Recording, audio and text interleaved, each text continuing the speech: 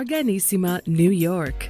Your exotic skin, hair, and beauty source, and your one-stop shop for all your natural and organic skin and hair care, featuring authentic organic Moroccan oil and prickly pear seed oil and much more. Bringing you only the best, straight from the source and proudly produced in the USA. So what are you waiting for? Shop today at www.arganissima.com. Arganissima, New York. Your beauty is our duty. Arganissima, New York.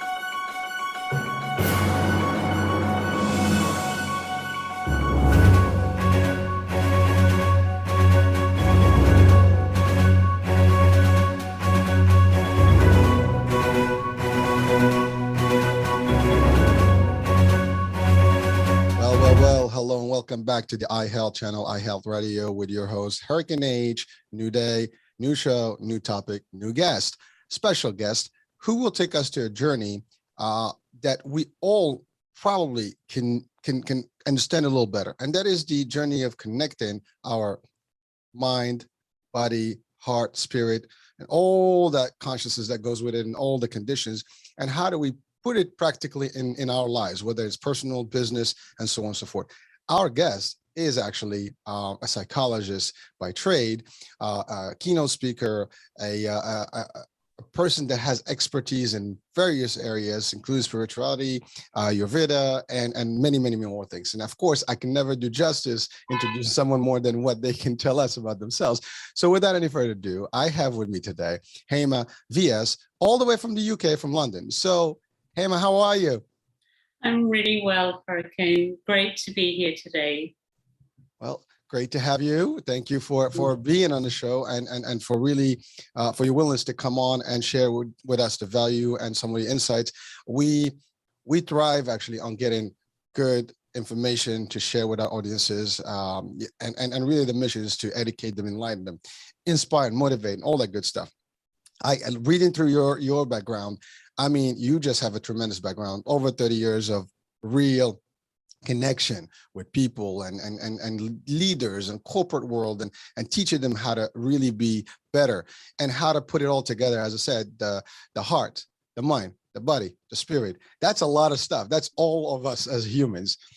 So first things first, why don't you tell us a little bit about your history, your background, your specialty, and the things that you've achieved so far? Yeah, so quite a lot to pack in. I'll make it really succinct. So I would say that, my history has really been a blend of academia and spirituality. I was born into the sort of spiritual space, coming from an Indian background. And spirituality was very much a big part of my life growing up. I took it for granted.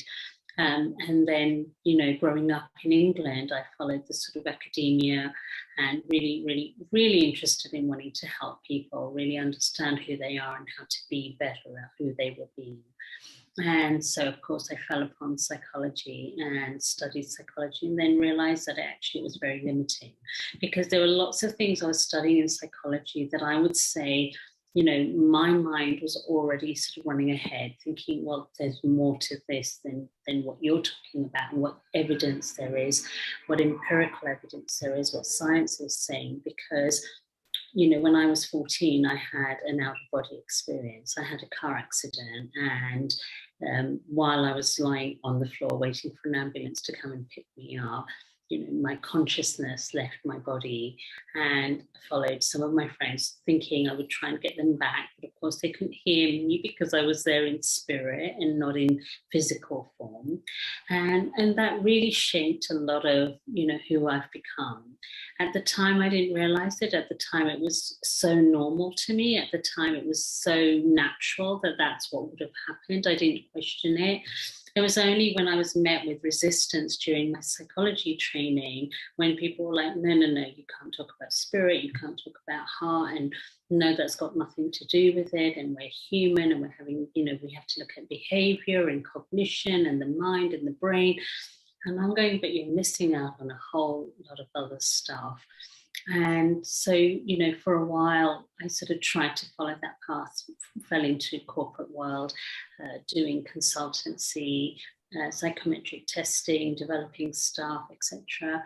And I, again, still felt there was something missing. And what was really missing, from Hurricane was really hard. The absence of a whole part of our lives that makes us human. The idea that we can't talk about love, that we can't talk about heart, that we can't talk about spirit, that we can't talk about a universal energy, God, call it whatever you want to call it. This idea that we can't have faith, that everything has to be science-based, was so alien to me as a person. And even though I studied and followed that sort of path, I realized that there's so much more. And I had to make a choice at some point to go, well, either I do what is good for my career or I do what is good for me. And, that's a distinction. And that's what I now help people with. Really, really understanding that when I followed my heart, when I did what was good for me, I actually, became incredibly successful and loved every moment of what I was doing. So, it wasn't work anymore. Whereas before it was a lot of work, and it was a lot of work trying to fit in with, a paradigm that didn't really work for me, or fitting in with people who didn't see the world the way that I did. But when I expressed it in my way, they often agreed. And I'm like, but if you agree, why can't we talk about love? Why can't we talk about heart? Why can't we talk about these things that are intangible and yet so, so important? And so that was, the sort of what really, pushed me, and I keep on pushing myself now, constantly wanting to be creative, innovative, and really wanting to help bring people together, really understanding the heart energy, really understanding the interconnectedness of who we are and how we utilize that for a better world, not just business success, but success in every aspect of our lives. Well, thank you. So I want to just to take a minute and just kind of talk about this introduction. I mean, ultimately, early on, the accident experience was a big component of a change in your life. It took some time. You went through the education system. You went to psychology. Interestingly enough, you went to psychology and nothing else, which is I guess a branch that is unique in itself, because it does have a little bit of philosophy. There's some science. There's a lot of stuff, but also it might be sometimes potentially controversial or maybe resistant to religion and maybe other things, because it's the facts are different, right? And to your point, your background is a little bit more spiritual, and you've grown into that realm, and really put in the balance between the two, just within yourself. I think that is a challenge in itself, because you need to understand the connection first before you can even go there, and then it appears that you took a stand and had to make a choice as to which way do you lean. I mean, do I go just with, this is what I've learned, or maybe there's more to this, and let me see if I can go beyond and challenge the actual status quo, when you did. And here we are today, years later, with much more, improvements that you've brought to people's lives. But I wanted to also highlight the concept, because psychology is one science or one system, right? That defines things, humans in a particular way. And there's chemistry, there's all these things, and obviously it is a deep and it's valid and it works. But there is the other portion of the world where there are people that are spiritual. There are different, beliefs. You mentioned God. I think anybody, whether they believe it or not, they have some sort of a belief in an entity that is beyond us, right? There is the energy. There is the, like, again, I made the joke the other day on one of the shows about the Greek mythology, the ghost in the machine, which you almost refer to as consciousness leaving your body, at that experience. So there is somebody running the show, and this is the actual avatar, right? So these concepts can sound sometimes very like cuckoo, or maybe, I mean, funny that I said that word, because psychology and cuckoo, I like a little bit of a almost a fun joke there, but the concept is like, when you start talking about this, people say, wait a minute, I think you've read so many books, you've gone to the other tangent, right? And what we do need to bring to the audience here is that there is the human, that's us. but there is beyond the human that we see. There is what controls this human. There's the connections. You mentioned about the heart, following your heart consciousness. Those are all elements that we need to understand better. So you obviously done that, and you've done a lot of corporate leadership training and individuals training and sessions, and you've spoken all over the world about these things. So let's break that down. So the human, let's define it under your perspective. How would you define an actual human connecting all these things? So I think as human beings, I think that we're unique.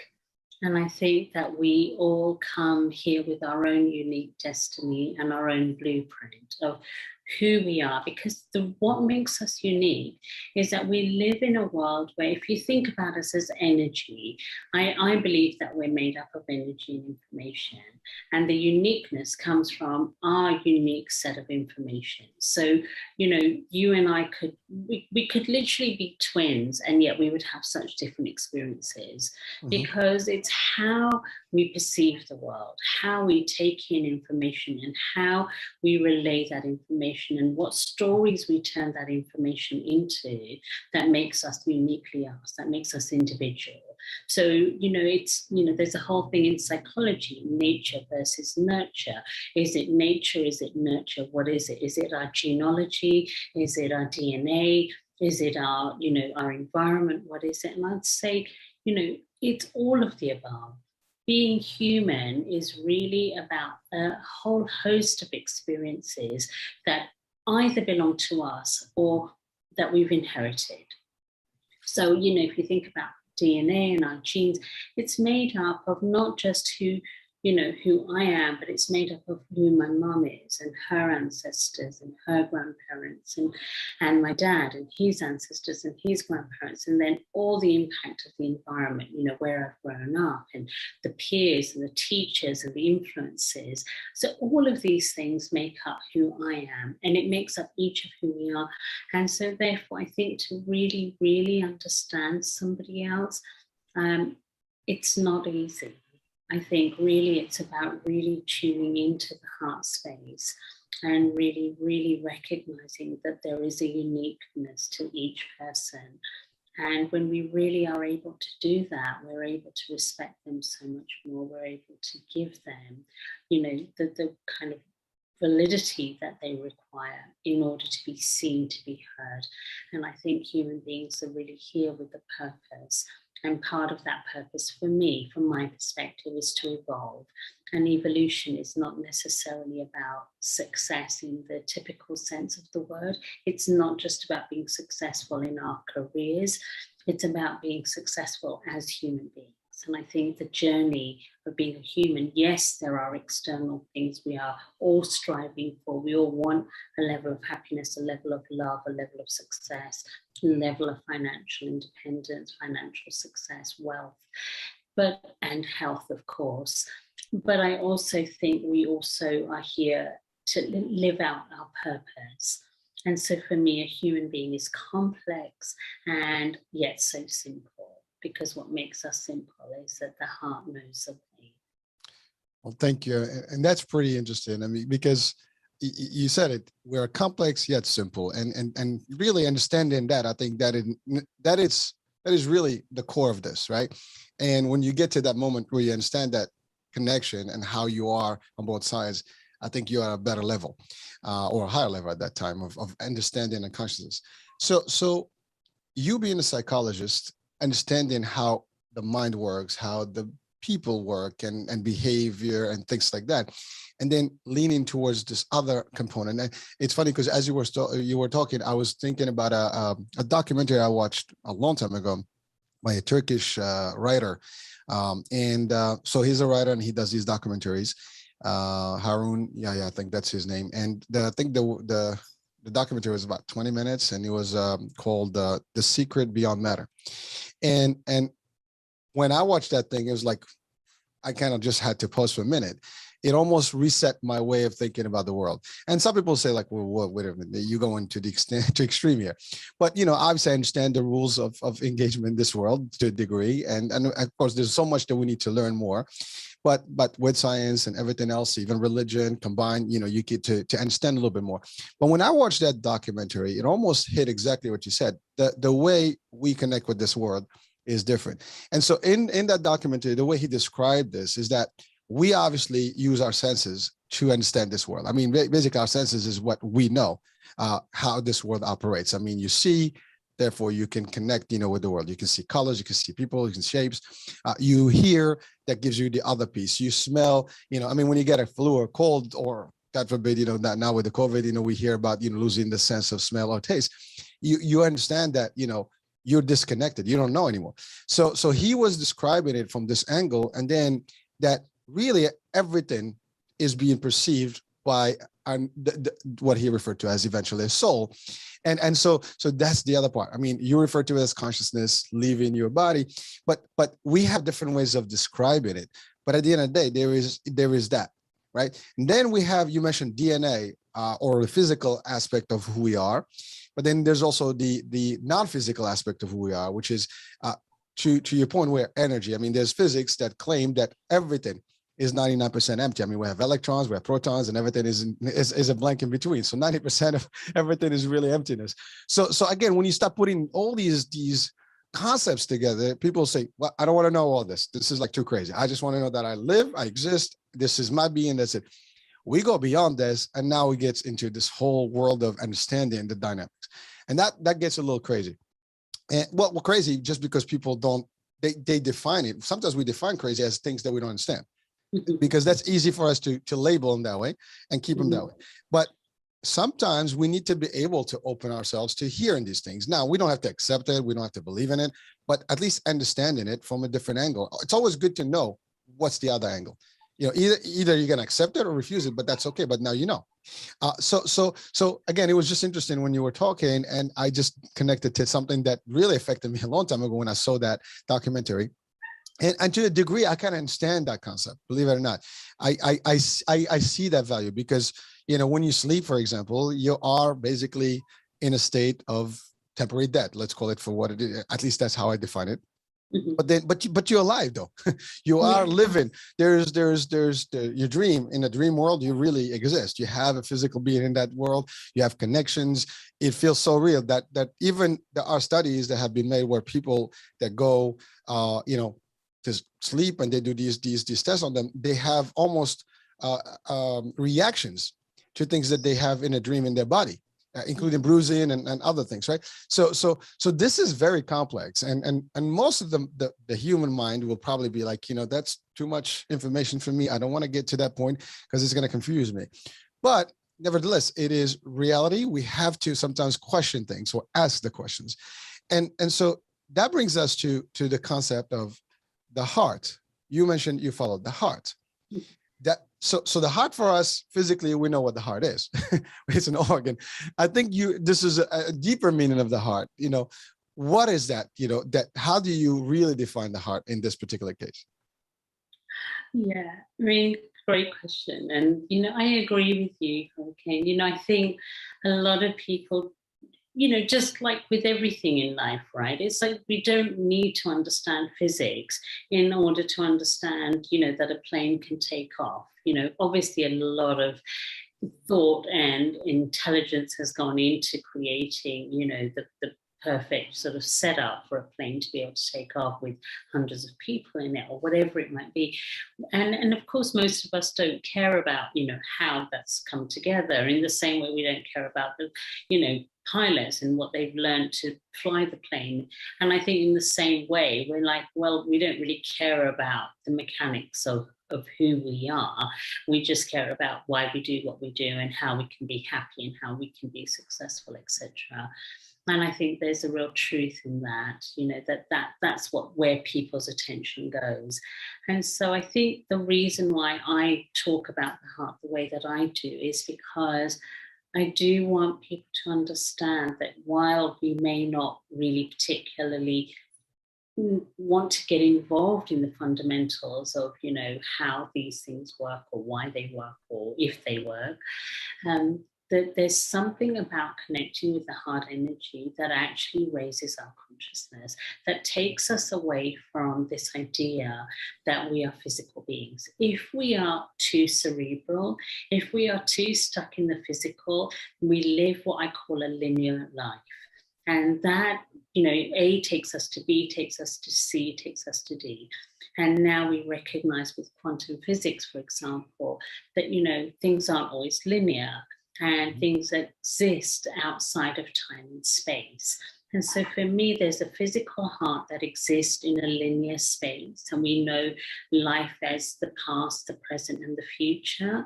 And then there is also the quantum heart, the spiritual heart, the true heart, which is really the space and place within us where the soul, where consciousness really resides, where we exist. Also, we exist in the physical realm, like you say, when we're sleeping, we're here, and anybody looking in on us would go, oh yeah, they're asleep in their bed, and yet we could be traveling all sorts of places. We could be dreaming about and feeling like we're really somewhere else or doing something or whatever it might be.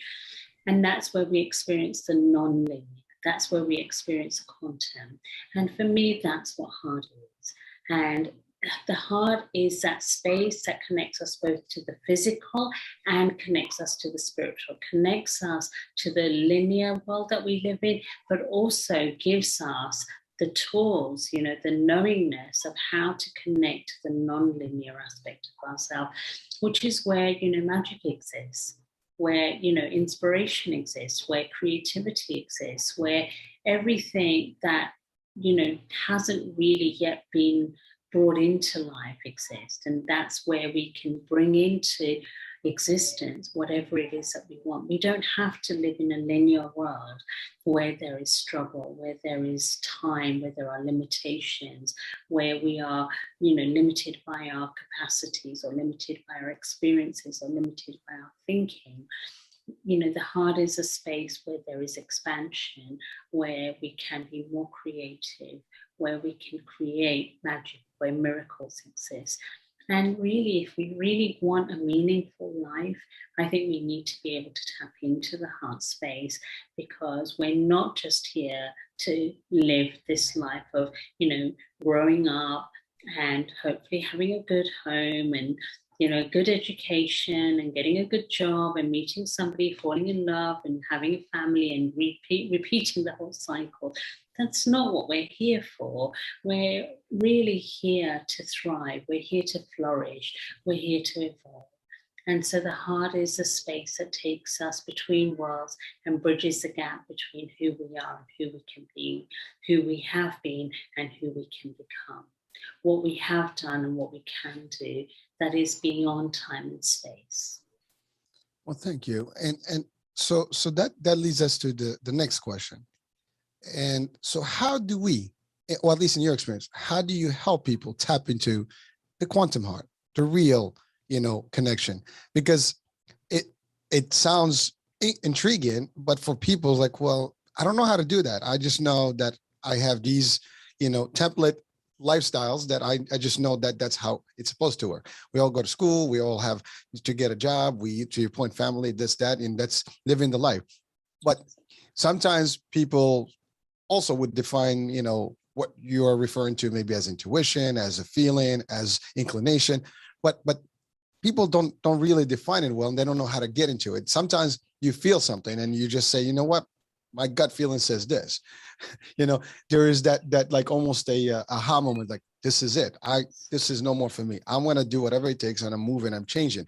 But how do you help someone really get in within and extract that, get into that deep level where, like, they're not just shallow, but they're really in the depth here, and oh, this is a whole new world. It's like the Matrix, right?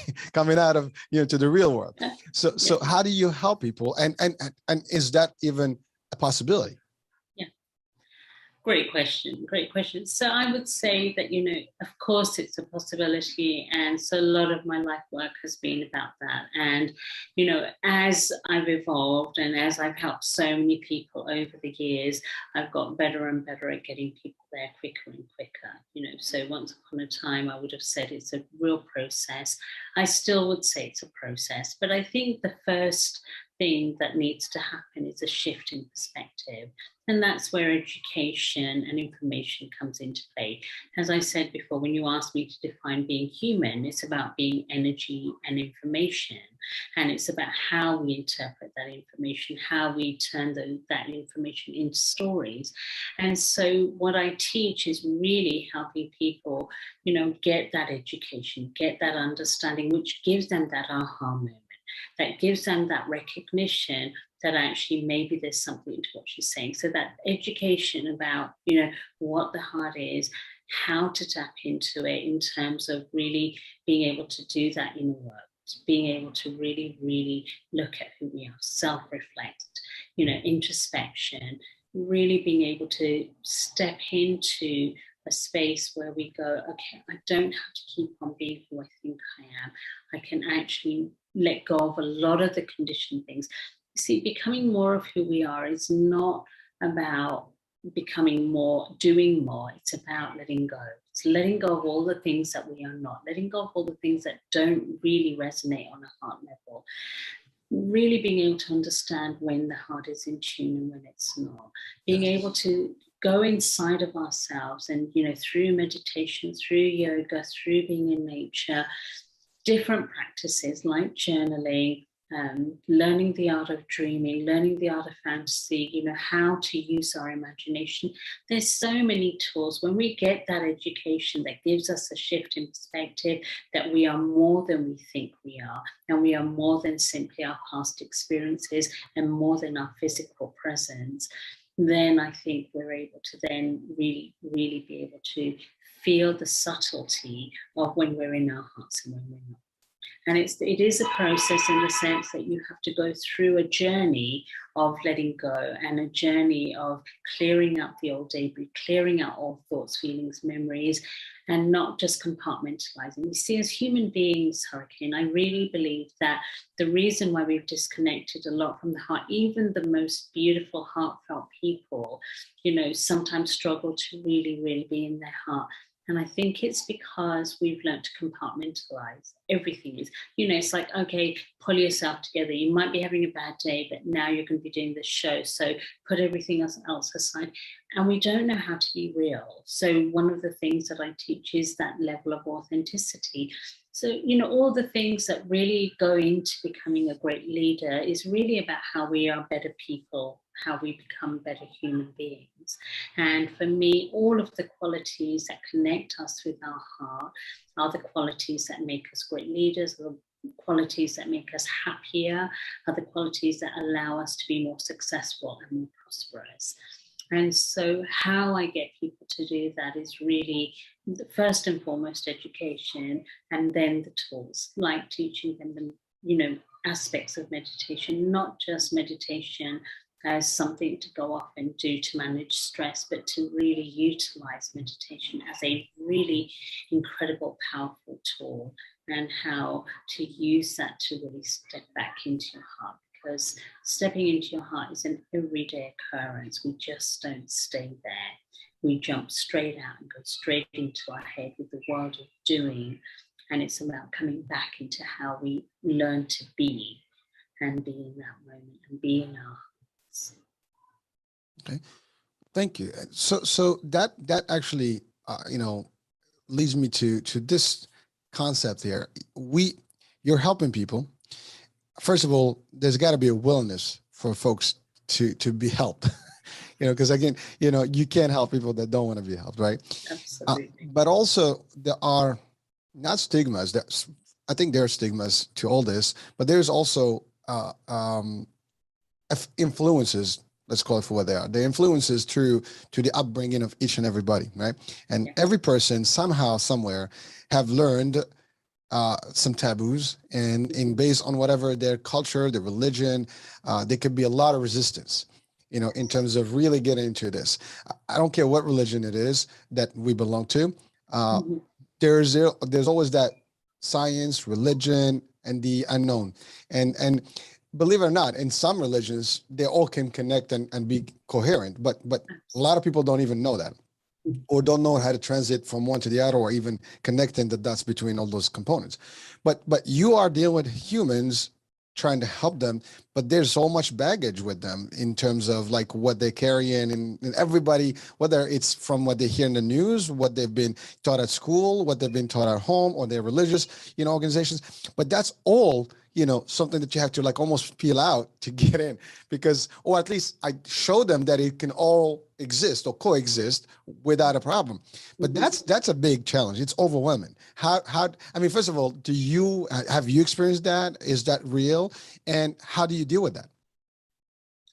Absolutely, it's real. Absolutely. Because we all come with this sense that who we think we are is who we think we are.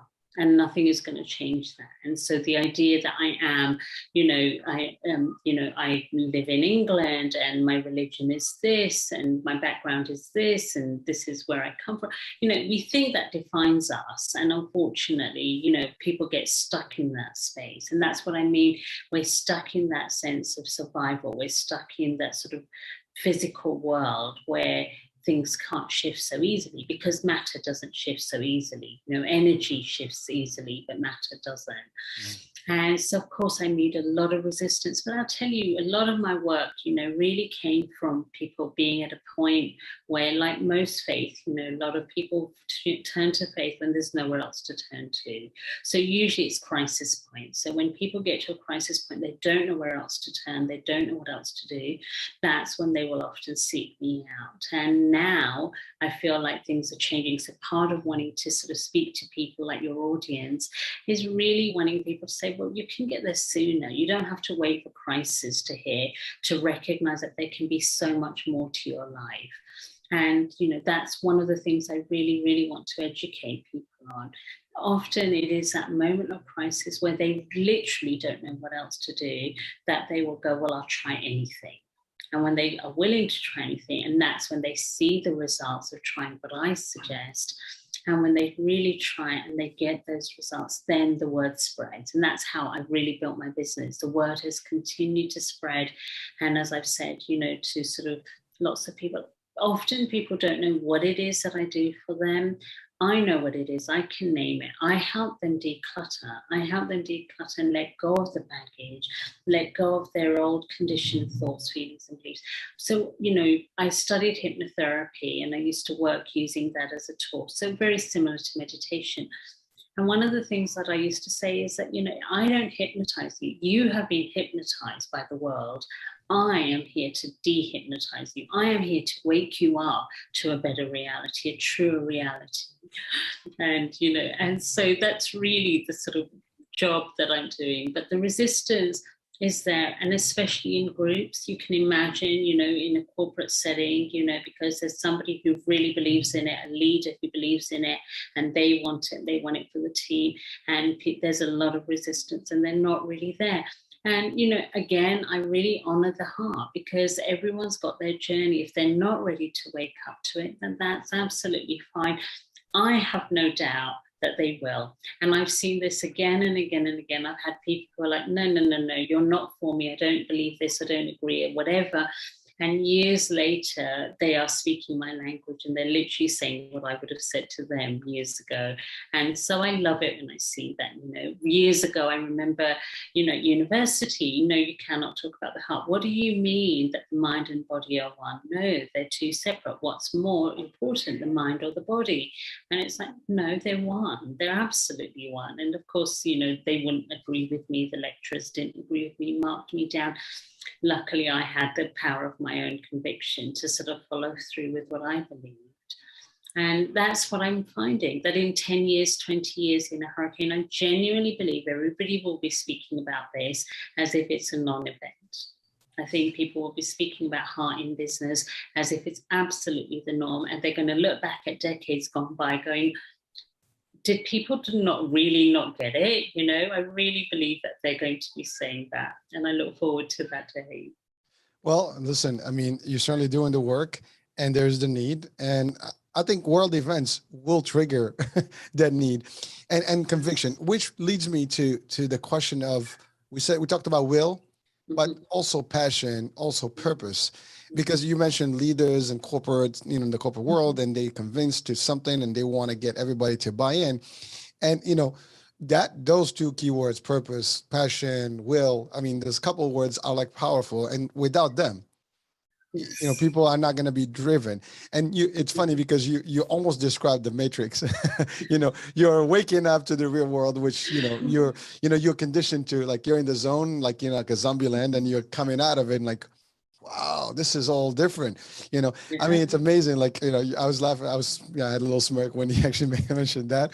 But so Yeah. so certainly this concept of purpose, passion, Mhm, it is a differentiator, because in yes. life, without those two things, I mean, to your point, you had resistance and your convictions were there. No, I do understand there is a difference, but it's still one. And that's the thing.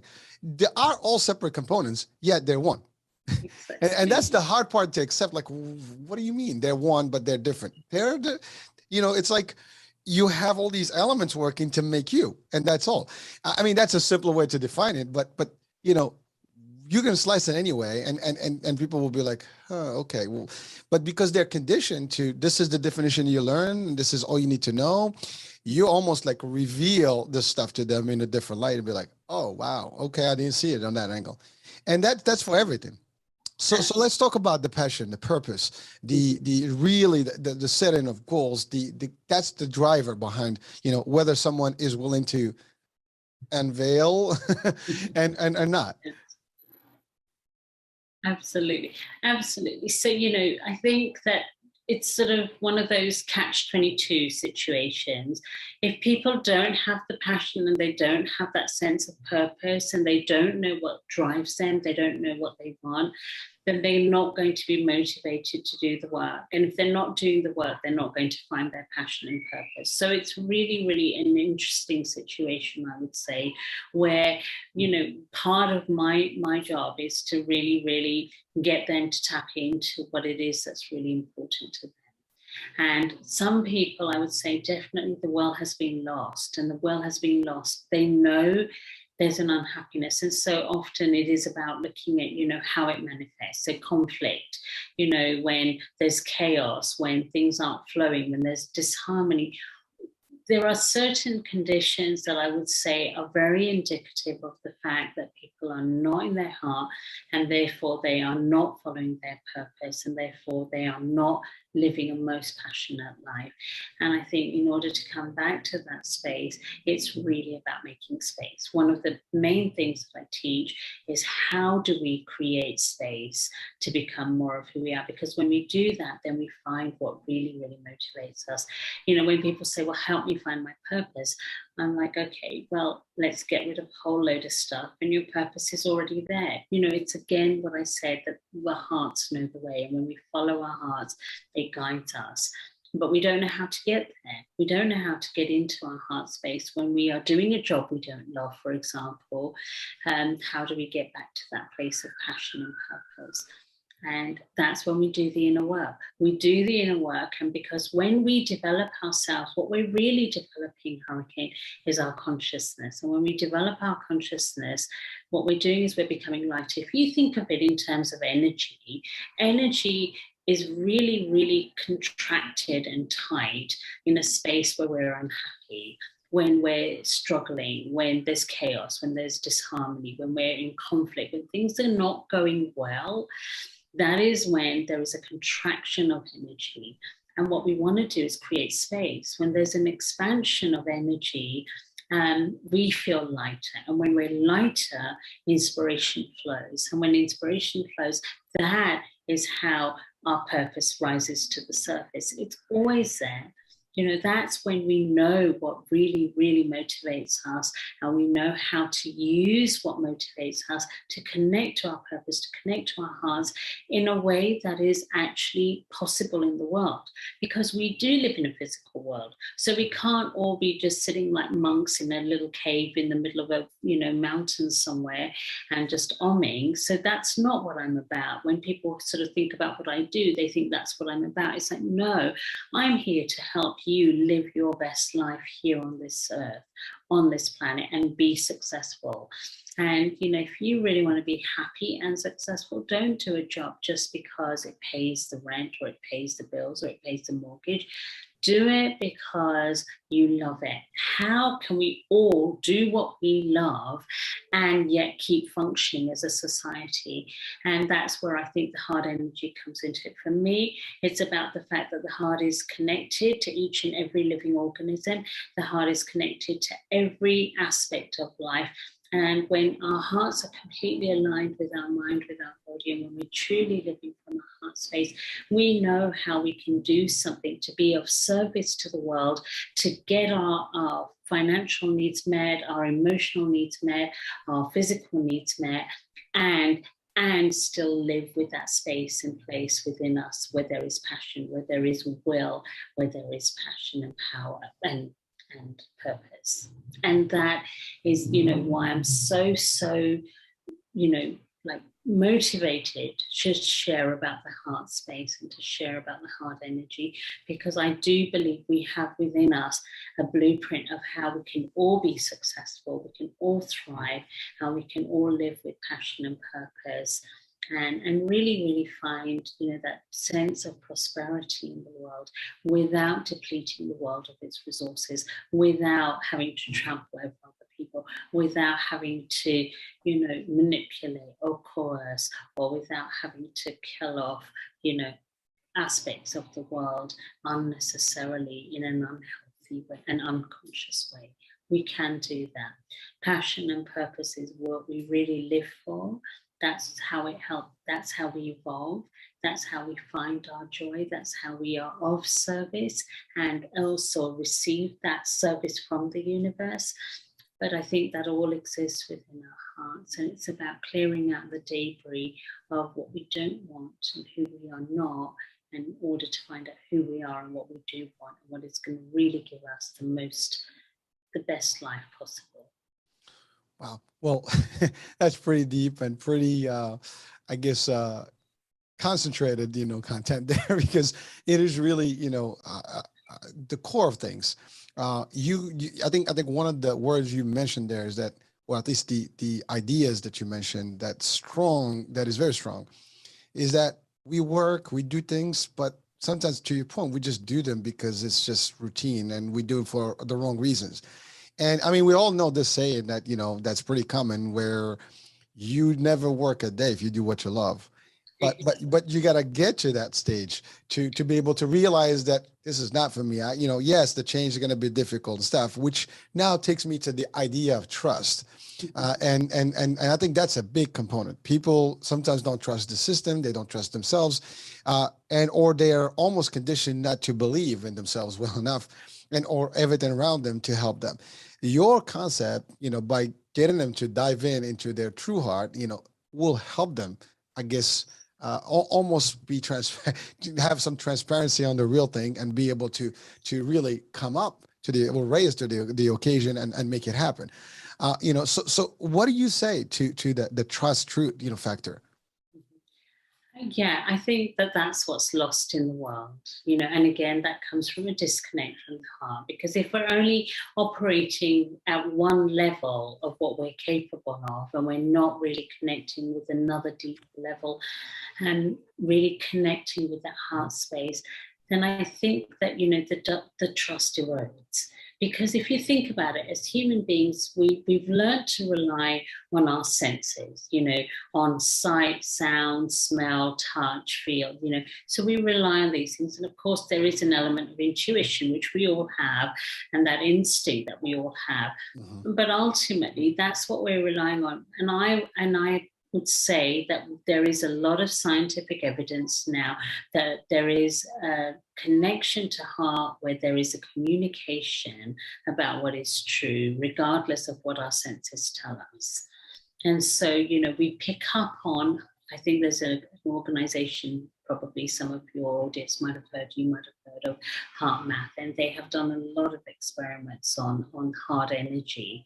And one of the things that I found fascinating, which is, very much in line with what I've always believed and known, which is that the mind will pick up on an image, but the heart picks up on it a lot sooner. So the heart picks up on it even before the image is on the computer screen, and the mind picks up on it just literally a few seconds later, but it's still a few seconds later. Now you translate that into the real world, and what that means is that, the heart is picking up on communication long before it's communicated. So I am picking up on what you're feeling even before you say it, and sometimes picking up on what you're not saying. And so there's so much in the world where there is, so much has been compartmentalized. We're not giving full information. We're giving half-truths. And all of this has eroded trust. And in business, that has particularly had a negative impact. You see, I think people lose a connection to their own purpose and why they're doing something, even if they love what they're doing or did love what they were doing, if there isn't that transparent communication. And that's where trust gets eroded. How do we build that trust? We start recognizing that the heart is communicating that truth. Therefore, we owe it to ourselves and therefore other people around us to be more transparent, to be more truthful. And that means sometimes owning the truth ourselves, because it's not that people aren't always truthful. I think that, certainly in my line of work, they don't even know what the truth is.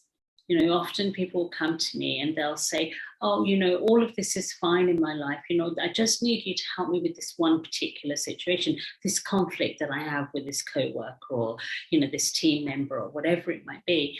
And then you sort of go, well, I think it's much more deeper than that, and, really there's this that I'm picking up on what you're saying. And when they stop and think about it, like I say, at first there might be resistance. They don't want to really hear it. They want to compartmentalize. I only want to deal with this one problem. And that's why I say, well, no, I want to look at the holistic aspect of it, because there's something more here. And when they really, really allow themselves to go there and are able to be honest with themselves, yeah, there's a problem there. There's a problem with the structure of the company or the culture of the company or whatever it might be, or leadership or whatever it might be. Then there's an openness, and then there is trust. Ultimately, it's trust in themselves. And I think we can't trust ourselves if we're not trusting what we're picking up on. And in order to trust what we're picking up on, we have to become extrasensory. So it's not just the 5, 6 senses, it's that sense of not just a feeling, not just the instinct, not just the intuition, not just the logic, not just the facts, not just what we see, but really tuning into that which is intangible, something that is beyond conscious awareness. And when we tap into that, we are able to really, really tap into a deep sense of trust. And when we trust ourselves in the world. And it doesn't matter if certain situations or people cannot be trusted, because ultimately it's about learning to trust ourselves. And that's something that is so, so key to being successful in all aspects of our lives. Well, thank you for that. And as I'm reflecting on your words, I'm thinking about, you mentioned the business world, which I actually belong to. I'm actually in the corporate world. And one of the things that you really highlighted there is that the lack of transparency, or because of an ideology of leadership, or because sometimes companies, they have their secret, sauce that is run by the top, or, the senior staff, but there's not enough clarity and really crisp messaging to the team. So it affects all their like the spirit, their way, the innovation, which we'll talk about in a second, about the power of creativity here, and just how to, creative thinking, things like that. People are inhibited when they don't see that that the company is as clear. And in the similarly in society today, with everything that's going on, we hear in the news, you don't know who says the truth, what's going on, what's real, what's not real. And everybody's like, almost like, having a little bit of a guard up to just for everything. And whether it's in the world or in just the society we live in, it's almost a similar trend. And people now are almost like, barricaded. They just don't want to know, or they're afraid to put the guards down, and then it's over. But I think I've seen this in the corporate world, where some leaders, they have full transparency. When you want to do something, you want to explain the clear, process of what we're doing and why and what the rationale is. And then people have to buy in. And now they buy in through their own conviction, and they're like ready. Now they might refuse, they may not agree, and that's one thing, and they make a choice. That's great. But sometimes you don't have that. And I think that's a big problem in the business world in general, where only the few know what the picture is, and that's like it's a need to know basis, or you're not your pay grade.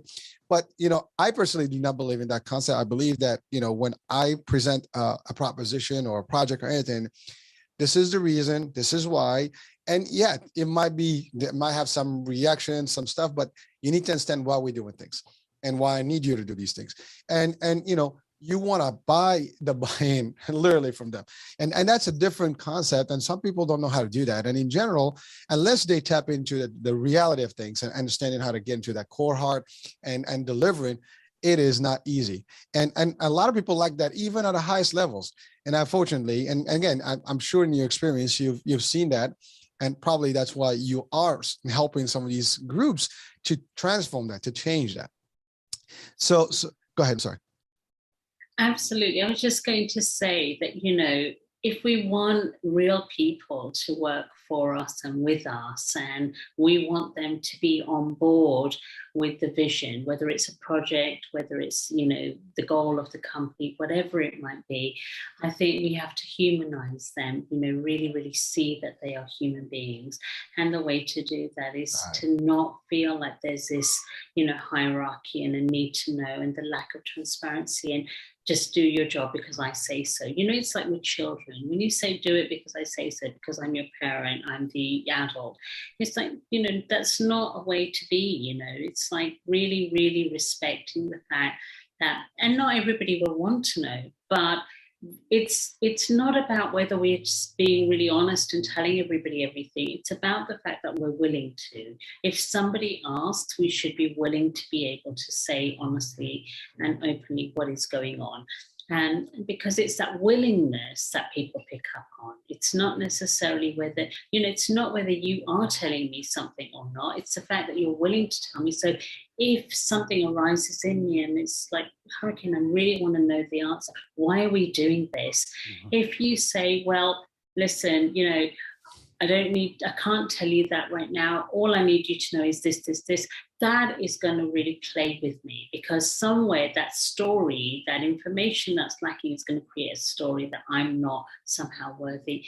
And that is going to demoralize me. And that's what leaders need to recognize, that, they are demoralizing the staff because there is this hierarchy, because there's this arrogance, and that needs to come down. Those walls need to come down, and we need to recognize the importance of what people are feeling on a heart level that is beyond even conscious awareness. If you ask them, are they unhappy? No.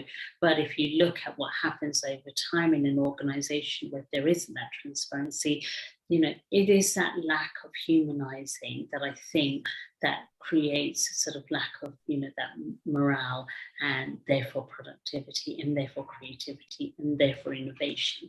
So, just wanted to add.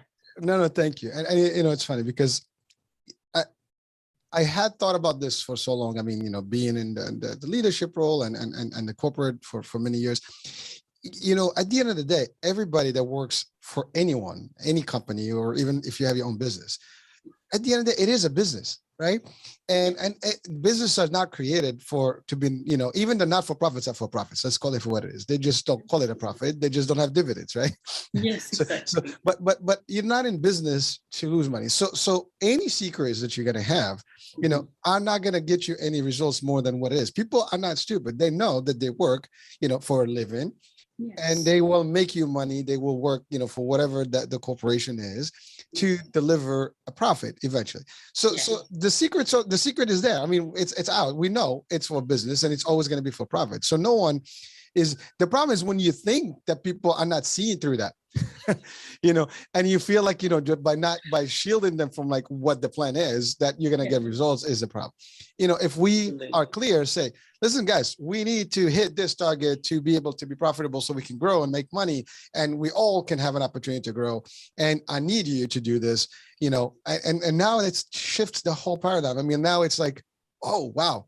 We're needed. We are part of this. We're going to be part of success, the history. We're going to make this. And there's a chance for me to also meet my goals. That's one way. And some people say, you know what? I don't want to do this. Now, a person may feel that way. And that's when sometimes people go and become their own business owners. Corporate world is not for me. I want to start my own business. I don't want anybody to tell me what to do. Yeah, you go to your own business. It doesn't actually, I own my business too. And I know both sides of the world. It doesn't change. You're still going to have, now you're going to have to be transparent yourself, or you're going to have to actually be transparent with yourself and be actually, deal with yourself and whoever is working with you. Either way, you're still going for the same purpose. So I think that's the problem. Like we almost try to ignore the reality just because we want to present it in that way. But the facts are the facts. Everybody knows that anyone out there, I always say this, I'm in sales. I always say this, there's nothing in this world that is not a sales transaction. Therefore, there is some sort of a money-making opportunity going on somewhere. It doesn't matter. We have a show here, while we're not exchanging money, you're providing a service. This is a media company.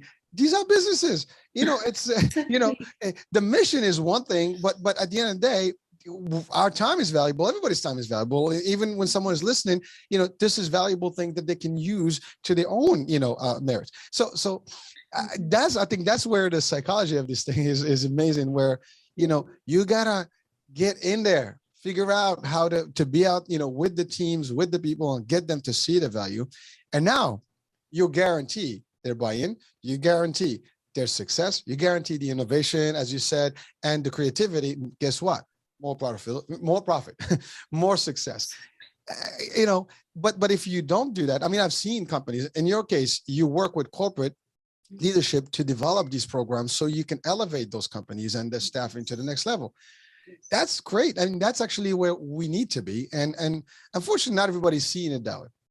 Sometimes it's cost. I mean, you invest a little bit of time and money and you'll get a lot more. Some people don't train enough people because they think that that's taken away from them. I'd rather spend some more time in training and get them out there, to do whatever they have to do. They'll be better at what they're doing. And again, if they buy the vision, they'll always be supporting it. If they don't buy the vision, I don't care who, what, where, whether it's a society or business is the same. You will never follow. You will never, be a contributing, a positive contributor. You'll be just like somebody that's like always, I don't want to deal with this. I'm not sure. I'm going to think about the next job. I'm going to think about this, as opposed to like, I'm here. I can do this. This is a good place. Let's make it work. So. Absolutely. Sorry, I had to go into that because it was interesting when you talked about that concept. It just triggered all that stuff. Absolutely. Well, we're in sync with our thinking, and it's so true. And I think that's a short-sightedness of some people, some organizations, some leaders, and some businesses. It is short-sighted because there's now such a growing sort of number of evidence that shows that people are more productive when they're happier, and they're happier when they feel inclusive, when they're included in the vision, included in the information, and included in the dream, if you like, and really, how do you do that? You make sure that they do feel valued for what they bring to the space, and they get what they need. And like I say, not everybody's going to want that, but if they are getting that, they're not going to be going, right, I want to think about the next job, I want to move on. So there's something to be said for that for sure. Well, listen, this hour has actually, I'm looking at the time, and we've hit the hour mark already. It went quick, and to be honest with you, it was just all positive value here.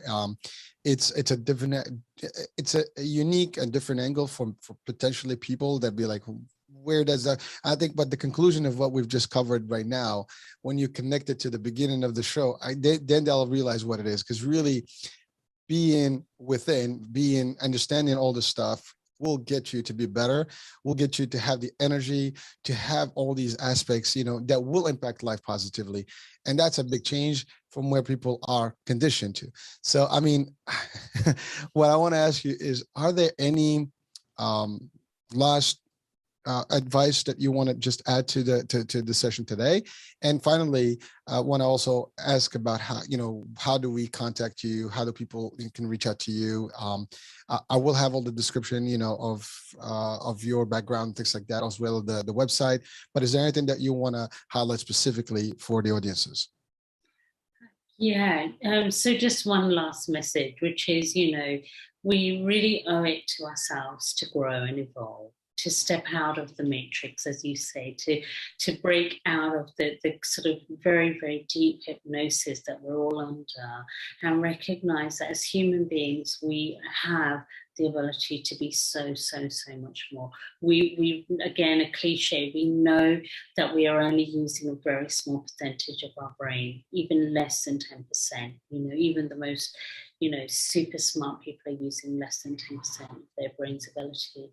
And I'd say we're using even less than that of our heart's ability. And if we think that the brain has incredible ability and capabilities, the heart has so much more, because it connects the physical to the spiritual world. And, the spirit world is a part of us. We live in a universe. This planet is not on its own. We know there are other things out in the universe, and we are a part of that. And so we owe it to ourselves to grow, to educate ourselves, and to evolve, and to elevate ourselves, and to elevate other people. So thank you so much, Hurricane, for giving me that opportunity to share my thoughts with you and your audience. And I really appreciate being here today.